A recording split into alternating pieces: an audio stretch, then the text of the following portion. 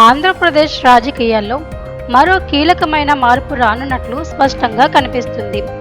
ఇప్పటికే వైఎస్ఆర్ కాంగ్రెస్ పార్టీకి రాజీనామా చేసి పార్టీ రాజకీయాలకు దూరంగా ఉంటా, వ్యవసాయం చేస్తా అని ప్రకటించిన ఆయన ఇప్పుడు బీజేపీ నుంచి రాజ్యసభ అవకాశాన్ని అందుకునే దిశగా ప్రయాణిస్తున్నారనే ప్రచారం ఊపందుకుంది.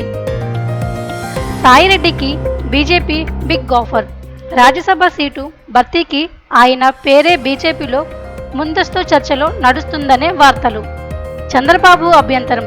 టీడీపీ అధినేత సాయిరెడ్డి చేరికపై అసంతృప్తిగా ఉన్నట్లు సమాచారం. గతంలో టీడీపీకి తీవ్రంగా ధీటుగా స్పందించిన నేపథ్యం కారణం. ఢిల్లీ మంత్రిత్వ వర్గం వ్యూహం. బీజేపీకి ఏపీలో సొంత బలం పెంచుకోవాలనే లక్ష్యం. ఇప్పటికే వైసీపీకి నష్టమయ్యేలా కీలక నేతల్ని ఆకర్షించాలన్న వ్యూహం అమలులో ఉంది. రాజకీయాలకు గుడ్ బై ప్రకటన నిజమేనా? సాయిరెడ్డి వ్యవసాయం చేస్తానన్న మాట ఇప్పుడు ప్రశ్నార్థకంగా మారింది.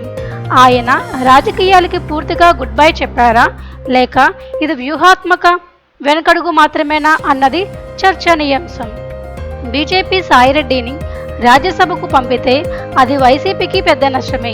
అదే సమయంలో టీడీపీ అభ్యంతరాల కారణంగా బీజేపీ టీడీపీ మధ్య ఉన్న సంబంధాలపై ప్రభావం పడే అవకాశము ఉంది. సాయిరెడ్డి బీజేపీలో చేరితే బీజేపీకి ఎలాంటి పదవి స్టేటస్ ఇస్తుందో కూడా కీలక అంశమే.